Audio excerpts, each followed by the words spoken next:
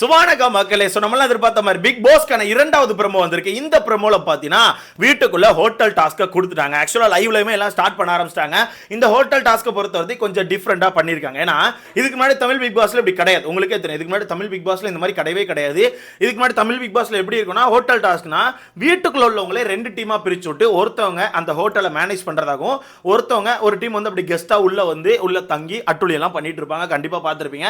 அதுக்கு last season ஒரு எடுத்துக்காட்டாவே இருந்துச்சு. ஏன்னா பயங்கர அட்டுழி நடந்துச்சு. முக்கியமா நம்ம தீபக் அண்ணெல்லாம் பயங்கரமான ஃபன் பண்ணாப்ல. அவரு உண்மையாவே ஒரு கெஸ்ட் மாதிரி நடந்துக்கிட்டாப்ல. ஒரு பிசினஸ் மேன் மாதிரி உள்ள கெஸ்டா வந்தாப்ல. வந்ததுல இருந்து அவர் பேசின விஷயங்கள், அவர் கேட்ட விஷயங்கள், அவர் அந்த பேசின அந்த ஆக்சென்ட் எல்லாமே பயங்கரமா இருந்துச்சு. ஸோ அந்த வகையில் லாஸ்ட் சீசனை பொறுத்தவரைக்கும் தீபக் அண்ணன் மாஸ் பண்ணாப்ல. அதே தீபக் அண்ணன் திருப்பி இந்த சீசன்ல விட்டுருக்காங்க. அதான் இந்த சீசனை பொறுத்தவரைக்கும் கொஞ்சம் டிஃபரெண்டா பண்றாங்க. அதான் மலையாளம் பிக் பாஸ்ல இருந்து தூக்கி இருக்காங்க. வேற என்ன, மலையாளம் பிக் பாஸ்ல இருந்தா எல்லா டாஸ்க்கையும் தூக்கிட்டு இருக்காங்க. மலையாளம் பிக் பாஸ்ல இப்படி தான் பண்ணியிருந்தாங்க. சேம் வீட்டுக்குள்ள லைவ் பார்த்திருப்பீங்க. என்னென்ன ரூல்ஸ் போட்டுருக்காங்களோ சேம் மலையாளம் பிக் பாஸ்ல இருந்துச்சு. வீட்டுக்குள்ள இருக்க இவங்களே டீமா பிரிச்சு விட்டு அந்த ஹோட்டலை ஃபுல்லா மேனேஜ் பண்ண விட்டுருப்பாங்க. பட் மலையாளம் பிக் பாஸ்ல என்ன பண்ணிருந்தாங்கன்னா, டெய்லி வந்து ஒவ்வொரு கெஸ்ட் அந்த மாதிரி வந்துட்டு இருந்தாங்க. இன்னைக்கு ஒரு 2 பேர் வருவாங்க, அடுத்த நாள் ஒருத்தவங்க வருவாங்க, அதுக்கு அடுத்த நாள் ஒருத்தவங்க, அந்த மாதிரி எனக்கு தெரிஞ்ச ஒரு 3-4 கெஸ்ட் வந்தாங்க. பட் நம்ம தமிழ் பிக் பாஸை பொறுத்தவரைக்கும் இந்த 3 கெஸ்ட் தான் சொல்றாங்க. இந்த ப்ரோமோல பார்த்திருப்பீங்க.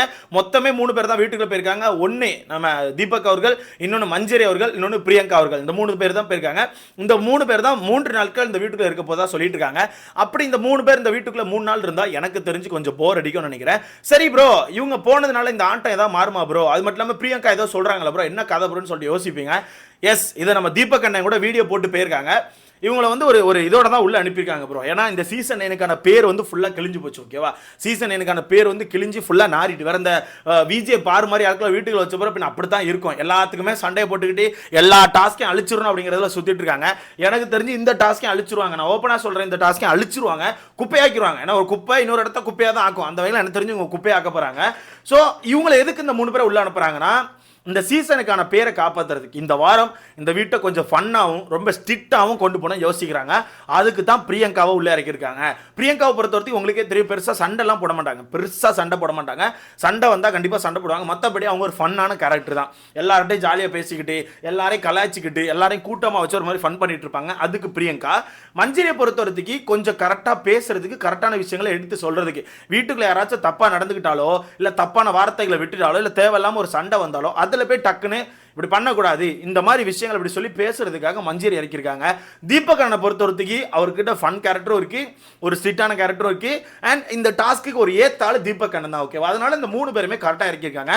அந்த ப்ரோமோல பார்த்தாலே உங்களுக்கு தெரிஞ்சிருக்கும். நம்ம பிரியங்கா அவர்கள் ஒன்று சொல்லுவாங்க, நாங்கள் எதுக்கு இந்த வீட்டுக்குள்ள வந்திருக்கோம்னா, இந்த பிக் பாஸ் சீசன் 9க்கான இந்த பேரை வந்து மாற்றி அமைக்கிறதுக்காண்டி வந்திருக்கோம். இந்த பேரை எப்படியாச்சும் மாற்றி அமைக்கணும், அதுக்கு நீங்கள் தான் ஒத்துழைக்கணும் அப்படின்னு மாதிரி சொல்லியிருக்காங்க. என்ன பொறுத்தவரைக்கும் அதுக்கு இவங்க லாக்கி கிடையாது. நான் ஓப்பனாக சொல்கிறேன், நீங்கள் வந்து வன்மோன்னு நினச்சாலும் சரி, என்ன நினச்சாலும் சரி, வேணா நீங்களும் உங்களுக்கான கருத்தை சொல்லுங்கள். இந்த டாஸ்க்கை கரெக்டாக பண்ணுவாங்களேன்னு சொல்லிட்டு என்ன பொறுத்தவரைக்கும் கரெக்டாக பண்ண மாட்டாங்க.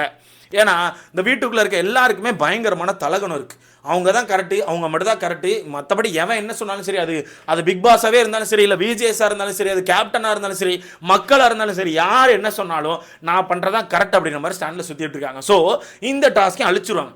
இந்த டாஸ்க்கை அழிச்சு குப்பையில தூக்கி போடுறாங்க அப்படிங்கிறதா உண்மை. அது வீட்டுக்குள்ள இப்பவே ஆரம்பிச்சிருச்சு. நம்ம விஜய் பாரு வந்து சம்பவங்களை ஆரம்பிச்சிட்டாங்க. அது எங்க போய் முடிய போகுதுன்னு தெரியல. சரி, ஓகே, இந்த டாஸ்க்ல யாருக்காச்சும் ஏதோ பெனிஃபிட் இருக்குமா அப்படின்னு கேட்டீங்கன்னா, எஸ், பெனிஃபிட் இருக்குன்னு சொல்லியிருக்காங்க. வீட்டுக்குள்ள கெஸ்டா வராங்கல்ல, அவங்க வந்து நல்லபடியா நீங்க நடந்துக்கிட்டீங்கன்னா, அந்த கெஸ்ட்டை நல்லபடியா பார்த்துக்கிட்டீங்கன்னா உங்களுக்கு ஸ்டார் மாதிரி கொடுப்பாங்கன்னு நினைக்கிறேன். அந்த ஸ்டார்ஸை வச்சு மேபி நிறைய பெனிஃபிட்ஸ் இருக்கலாம். எனக்கு தெரிஞ்சு மேபி அந்த கேப்டன்சியில் கலந்துக்கிறது, அடுத்த வர கேப்டன்சி போட்டியில் கலந்துக்கிறது, இல்லை நிறைய ஸ்டார்ஸ் இருக்கவங்க நாமினேஷன் ஃப்ரீ பாஸ் வாங்குவாங்கன்னு நினைக்கிறேன். இந்த மாதிரி ஏதோ ஒரு விஷயங்களை பண்ணியிருந்திருக்காங்க. சரி, ஓகே, இந்த 3 பேர் வராங்க. இந்த 3 பேர் மட்டும்தான் அந்த வீட்டுக்குள்ள 3 நாள் இருக்க போறாங்களான்னு கேட்டீங்கன்னா, இப்போதைக்கு அப்படித்தான் சொல்லியிருக்காங்க. ஏன்னா இதுக்கு முன்னாடி மாயா வராங்க, தினேஷ் அவர்கள் வராங்க, விசித்ரா வராங்கலாம் சொல்லிட்டு இருந்தாங்க.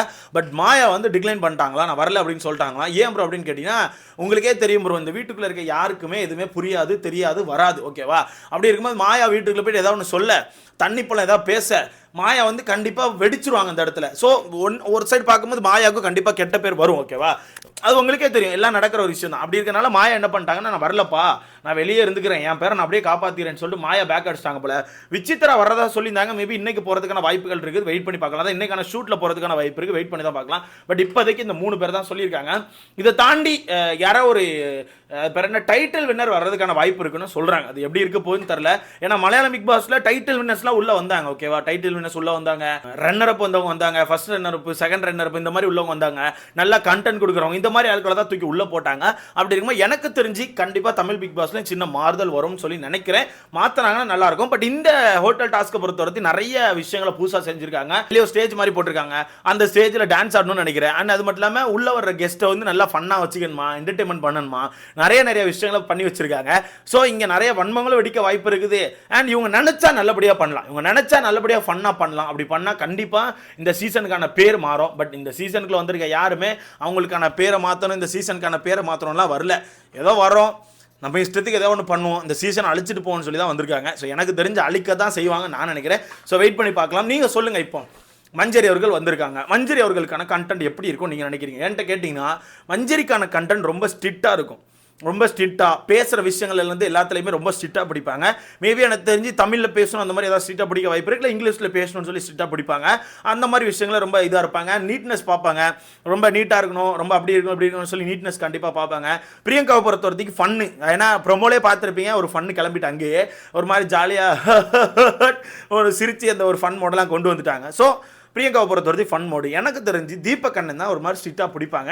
ஏன்னா தீபக் அண்ணன் ஒரு வீடியோ போட்டு போயிருக்காங்கன்னு சொன்னல, அந்த வீடியோவில் ஒரு விஷயத்தை மென்ஷன் பண்ணியிருக்காங்க. உள்ளே போயிட்டு இந்த சீசனை பற்றியே நிறைய கருத்துக்கள் இருக்குது, அதை சொல்ல முடிஞ்சால் சொல்கிறேன், இல்லைன்னா முடிஞ்ச அளவுக்கு எனக்கு என்ன முடியுமோ அதை நான் பதிவு பண்ணிட்டு வரேன். முடிஞ்ச அளவுக்கு அந்த சீசனை ஏதாவது ஒன்று பண்ணி தூக்கி நிறுத்திட்டு வரேன் அப்படின்ற மாதிரி தான் சொல்லிட்டு போகிறாப்புல. சிம்பிளாக சொல்ல போனால் அதுதான், இவங்க தூக்கி நிறுத்த தான் போகிறாங்க. ஆனால் தூக்கி நிறுத்த முடியுமா அப்படிங்கிறதான் கொஸ்டினாக இருக்குது. ஸோ பார்க்கலாம் என்ன நடக்குன்னு சொல்லிட்டு. தண்ணி பழம் தேவையில்லாமல் போய் வாங்கி கட்டிக்க கூடாது யார்ட்டையும். ஆனால் வாங்கி கட்டிக்க கூடாதுன்னு சொல்கிறதோட இந்த தண்ணி பழம் மாதிரி ஆட்கள் வாயை மூடிட்டு இருந்தாலே எனக்கு தெரிஞ்சு நல்லா இருக்கும்னு எனக்கு தோணுது. அதாவது அந்த ஃபன் கேரக்டருக்குள்ள போகணும், ஒரு ஃபன் மோடுக்குள்ள போயிட்டு ஃபன்னா என்டர்டைன்மெண்டா வாங்க இதை பண்ணுங்க இதை உட்காருங்க அப்படின்னு சொல்லி கொண்டு போனால் நல்லா இருக்கும். எனக்கு தெரிஞ்சு லாஸ்ட் சீசன் அப்படி தான் இருந்தது. புல்சை ஞாபகம் இருக்கா? புல்சை அதெல்லாம் செம ஃபன்னாக இருந்துச்சு ப்ரோ. புல்சை, அப்புறம் அந்த பெட் அரேஞ்ச் பண்ணுறது, அப்புறம் அந்த ஹோட்டலுக்கு ஒரு ஓனரை நியமனம் பண்ணுறது, அப்புறம் ஓனரை பிடிச்சி நைட் அடிக்கிறது, அந்த மாதிரி விஷயங்கள் நல்லா தான் இருந்துச்சு. ஓகேவா, அந்த டாஸ்க் நடக்கும்போது பெருசாக வன்மம் இருக்காது, டாஸ்க் நடந்து முடிஞ்ச பிறகு நிறைய வன்மங்கள் இருக்கும். பட் இவங்க டாஸ்க்லேயே வன்மத்தோடு தான் இருப்பாங்கன்னு எனக்கு தோணுது. ஸோ பார்க்கலாம் என்ன நடக்குன்னு சொல்லிட்டு. நீங்கள் சொல்லுங்கள், இந்த டாஸ்க் இவங்க எப்படி நடத்துவாங்க, என்ன மாதிரி கொண்டு போவாங்க, இதை பற்றி உங்களுக்கான கருத்து நான் சொல்லிட்டு மறக்காம கமெண்ட்டில் போடுங்க. நான் ஒரு கொஸ்டின் கேட்கணும்னு நினச்சேன் ப்ரோ. நீங்கள் காலில் இருந்து இந்த லைவை பார்த்துருப்பீங்க. விஜே பாரு ஒரு விஷயத்தை பண்றாங்க, எவ்வளவு பேர் நோட் பண்ணீங்கன்னு தெரியல. விஜே பாரு கேப்டனா இருக்க எல்லாரையுமே வாண்டட் அட்டாக் பண்றாங்க. நல்லா யோசிங்க, இந்த வீட்டுக்குள்ள யார் யார் வாரம் வாரம் கேப்டன் ஆகுறாங்களோ அந்த கேப்டனை எல்லாரையுமே விஜே பாரு அட்டாக் பண்றாங்க. ஏன்னா அவங்களுக்கு அந்த மாதிரி ஒரு பதவி கிடைக்க மாட்டேங்குது, ஆப்போசிட்ல இருக்க நபருக்கு அந்த பதவி கிடைக்குது. அந்த பதவியில் அவன் உட்காந்து சீன் போடுறது பிடிக்காம யார் கேப்டனா இருந்தாலும் அந்த கேப்டன் போட்டு அடிக்கிறார். எடுத்துக்காட்டுக்கு துஷார் கேப்டன்சி எப்போ பார்த்துருப்பீங்க, துஷாருக்கு அடி, துஷாரை வந்து 8th ஸ்டூடெண்ட் 9th ஸ்டூடெண்ட் சொல்லிட்டு நிலமா அடிச்சாங்க. கனி அவர்கள் கேப்டன்சியில் கனி அவர்கள் கடி, அப்புறம் பிரவீன் அவர்கள் கேப்டன்சியில் பிரவீன் அவர்கள் கடி, இப்போ திவ்யா அவர்கள் கேப்டனா இருக்காங்க, திவ்யா கடி. இந்த மாதிரி யார் கேப்டனா வந்தாலும் கேப்டனை குறி வச்சு அடிச்சு இறக்கி, நீ இந்த வீட்டுல ஒண்ணுமே கிடையாது, நான் தான் இந்த வீட்டுல ஒண்ணு, நீங்க எல்லாம் யாருமே எதுவுமே கிடையாது, நான் பேசுறதுதான் கரெக்ட், நீங்க எல்லாருமே தப்பு அப்படின்னு ஒரு விஷயத்த பண்றாங்க. இது நீங்க கவனிச்சீங்களான்னு தெரியல, நல்லா யோசிச்சு பாருங்க, உங்களுக்கு புரியும். அவங்க கிட்ட ஒரு கெட்ட எண்ணம் இருக்கும்னு எனக்கு தோணுது, மேபி தெரியல. ஏன்னா அது அப்படிதான் பண்றாங்க ப்ரோ. நல்ல யோசிச்சு பாருங்க, காலையில இருந்து ட்ரிகர் பண்ணிட்டு தான் இருக்காங்க. இப்போவுமே இந்த டாஸ்க் லெட்டர் படிச்சுட்டு இருக்கும்போது ஃபுல்லா ட்ரிகர் தான் பண்ணிட்டு இருக்காங்க. இது எதுக்குன்னு எனக்கு தெரியல. பட் எங்கேயோ ஒரு இடத்துல பயங்கரமான செருப்படி வாங்குவாங்கன்னு தோணுது. ஸோ வெயிட் பண்ணி பார்க்கலாம். இதை பத்தி உங்களுக்கான கருத்தை மறக்காம கமெண்ட்ல போடுங்க.